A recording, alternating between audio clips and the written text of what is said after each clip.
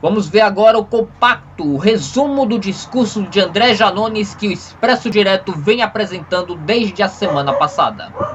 Eu cheguei lá ninguém me conhecia, ninguém sabia quem eu era. Cheguei lá, estava eu, meu cunhado e o Mário, que hoje trabalha na minha equipe. A gente chegou lá no meio, e aí eu via aquele tanto de gente, eu via alguns pré-candidatos com estrutura gigantesca, né?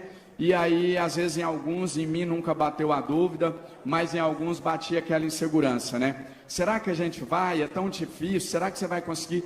E eu me recordo que tinha algumas pessoas que chegavam em mim para tentar limitar o meu sonho, para dizer que eu deveria começar ou como deputado estadual ou como vereador. Não digo isso como se fosse um demérito ser deputado estadual, nem ser vereador, nem ser prefeito ou nem ser presidente da República. Enfim, a questão é, quem dita onde você vai chegar, quem determina o tamanho do seu sonho é você e mais ninguém. Ninguém vai dizer para mim até onde eu posso sonhar. E hoje eu passo isso novamente como pré-candidato à presidência e o Tibé como alguém que preside um partido nacional. Sei que foi taxado de louco também, as pessoas, os colegas encontravam ele, mas você vai mesmo?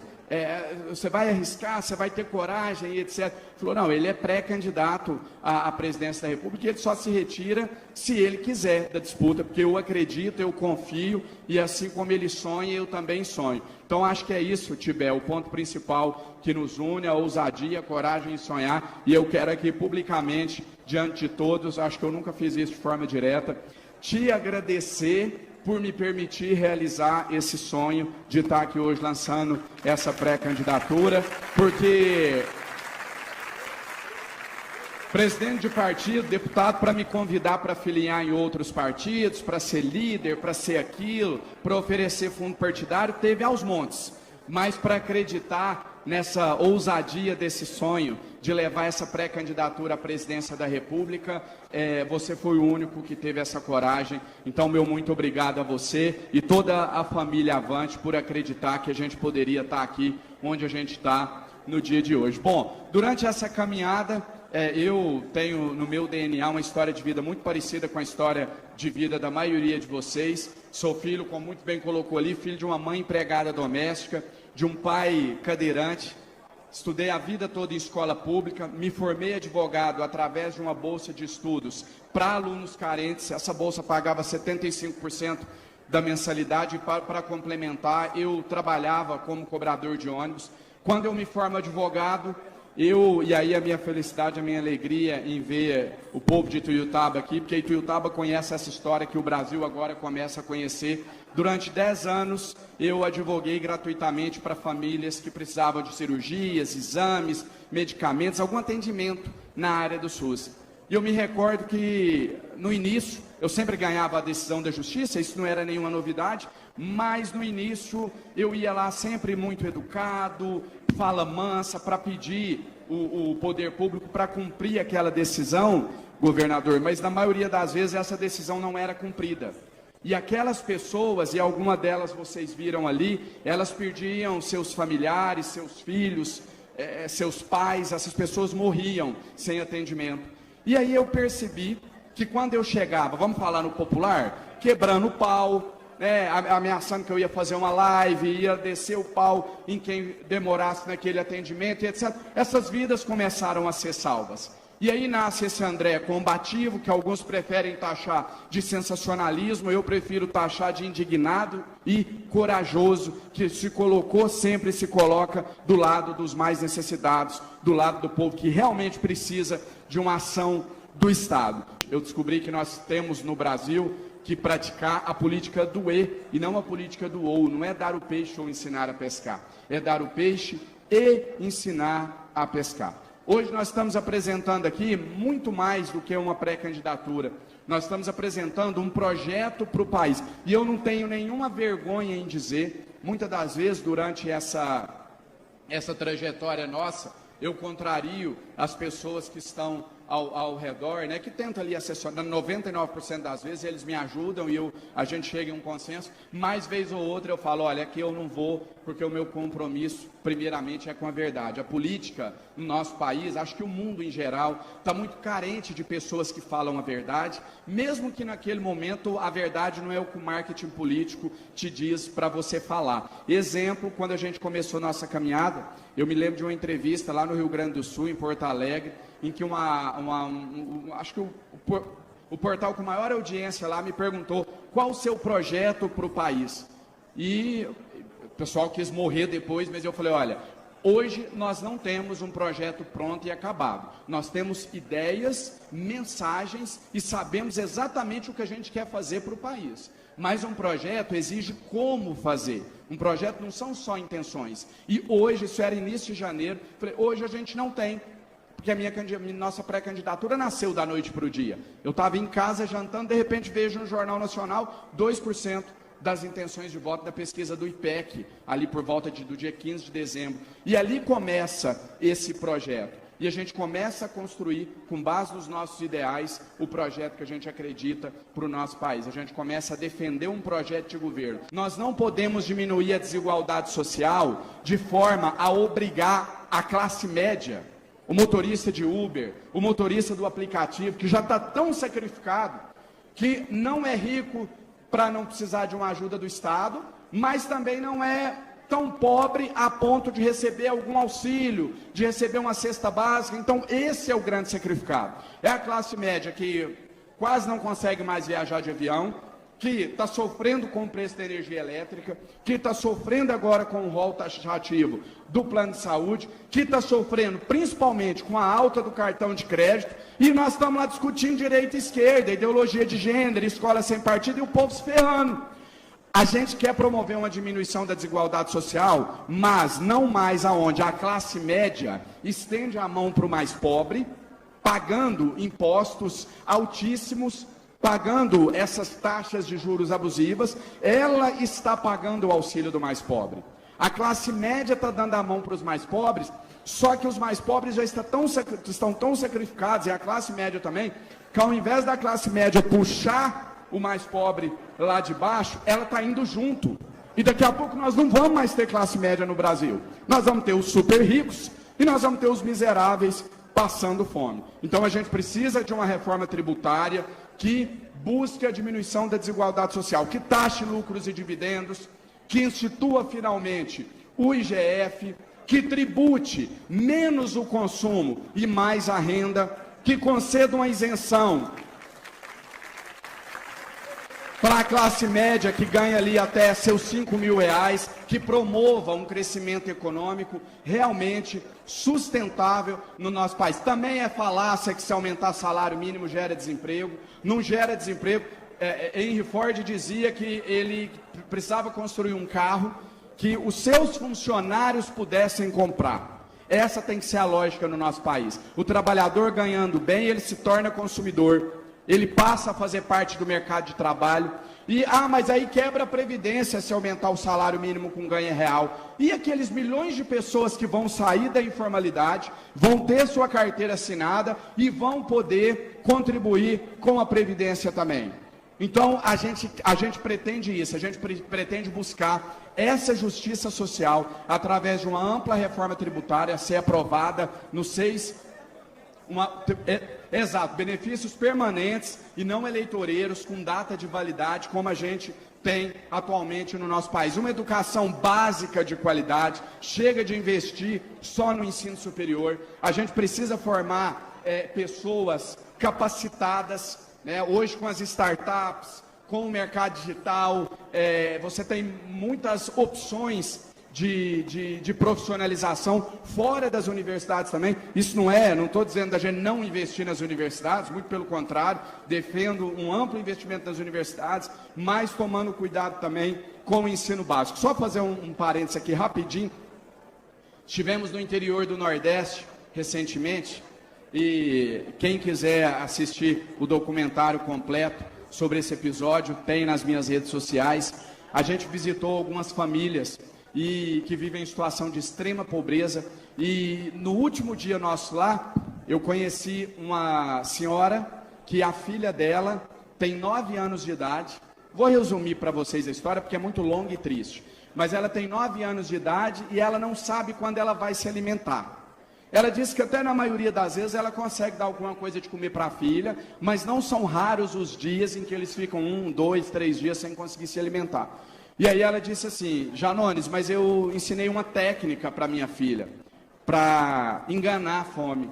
E aí eu falei: qual é a técnica? Ela falou assim: eu ensinei ela a beber água mexendo o maxilar para que o cérebro dela entenda que ela está comendo, e assim ela consegue enganar a fome. Esse é o país desigual que a gente vive e que cada dia aumenta mais a desigualdade. E aí eu perguntei para ela: por que você acha que isso acontece? E aí citei: olha, tem gente que tem jatinhos e não pagam impostos, iates, enfim, tem a sua, paga proporcionalmente, né, em termos percentuais, muito pouco da sua renda a título de tributos e tal, vivem também. E outros como você, que tem que fazer esse esforço danado para sua filha ter o que comer, que deveria ser algo tão básico quanto respirar. E aí ela me respondeu o seguinte: detalhe, não foi só ela, a gente fez com muito carinho, com muito respeito, o que eu chamo de experimento sociológico, para conhecer. Acho que um político deveria ser obrigatório fazer isso, para conhecer melhor a alma do povo brasileiro. E para todos a gente fez essa pergunta: de quem é a culpa dessa situação de desigualdade? De quem é a culpa de você ter tão pouco e outros terem tanto? E vou fazer aqui um chute aqui em termos proporcionais. Eu diria para você que 50% diz que é porque é assim, porque Deus quis, e alguns nascem para ser pobres e outros nascem para ser ricos. Ponto final. Os outros 50%, e essa mãe era uma dessas, dizem o seguinte: porque eu não me esforcei. Eu falei: como que é a sua rotina? Aí ela citou a rotina dela, que começa às 4 da manhã e termina às 9 da noite, e no sábado e domingo ela faz um bico como manicure, para poder dar comida para a filha.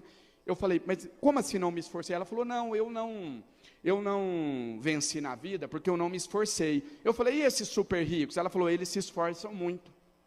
Eu falei: mas você está dizendo a sua rotina de 4 da manhã e tal. Eu falei: mas então eles se esforçam mais. Aí eu peguei um exemplo de um amigo nosso próximo. Eu disse assim: olha, o filho dele tem 7 anos de idade, ele todo dia toma um café da manhã, passa um carro com o motorista, pega ele, leva para a escola, ele fica até a tarde, faz natação, inglês, aula de música, no final da tarde, à tarde, aí ele almoça, lancha, volta, o motorista busca ele e tal. Narrei a rotina de uma criança de classe média alta e pedi que ela narrasse a da filha dela. Ela narrou a da filha e no final eu disse: quem se esforça mais? Aí ela refletiu por uns 20 segundos, falou: minha filha se esforça mais. Eu falei: quem você acha que vai chegar mais longe na vida? Ela falou: com certeza o filho dele. Eu falei: então não é uma questão de esforçar ou não se esforçar, é uma questão de oportunidade.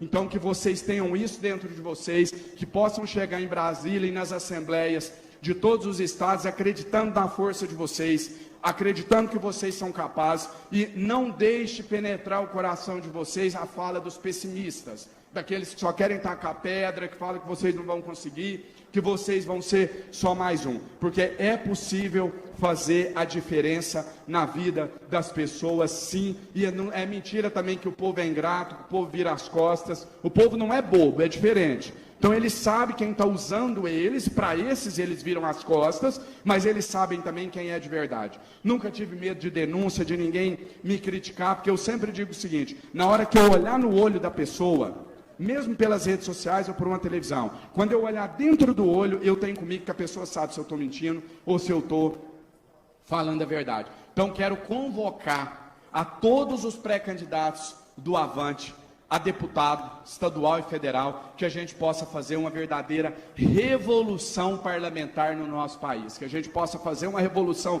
pelas vias democráticas, e o principal pilar dessa revolução, eu não tenho dúvida nenhuma, é o parlamento, é o Congresso Nacional, são as assembleias legislativas. E último ponto que eu quero trazer aqui no dia de hoje, esse dia tão especial, tão marcante para todos nós do Avante, eu quero dizer para vocês que, primeiro, eu quero cumprimentar a todos os profissionais da imprensa e deixar aqui para vocês, me solidarizar com o que está sendo construído no nosso país, me solidarizar com vocês, por vocês estão sendo desprezados por aqueles candidatos que hoje polarizam a disputa no nosso país.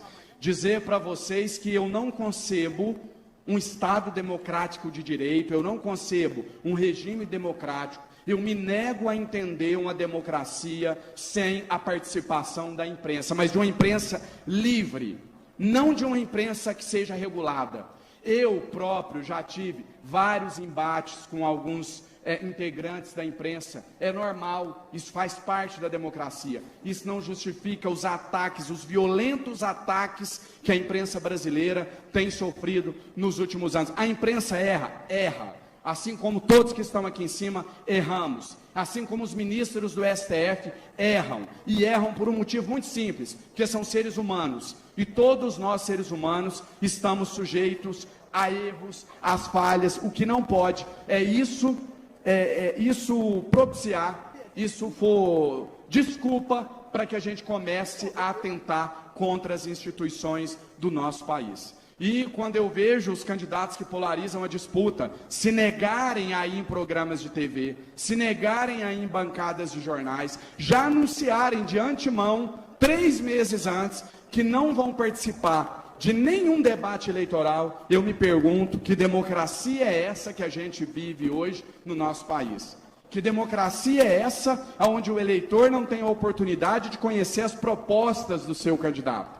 Onde os candidatos que polarizam a disputa são covardes, não dão conta de enfrentar vocês olhos nos olhos. Eles não podem sair à rua, eles não podem enfrentar um jornalista bem preparado. Sabe por quê? Porque não falam a verdade. Quem fala a verdade enfrenta qualquer jornalista. E na hora que o jornalista perguntar algo que você não sabe, você olha nos olhos dele e diz que não sabe. Simples assim. É isso que o nosso país precisa, de gente de verdade, de um estadista, de alguém à altura do cargo, de alguém que consiga separar as suas opiniões pessoais, as suas predileções pessoais, mas que entenda que quem está ali não é a pessoa, mas é o representante de todos os brasileiros, de esquerda, de direita, de evangélico, espírita, ateu, homossexual, heterossexual, e esse exemplo não tem sido seguido pelos postulantes, por outros postulantes à presidência da República. E dizer para vocês que, infelizmente,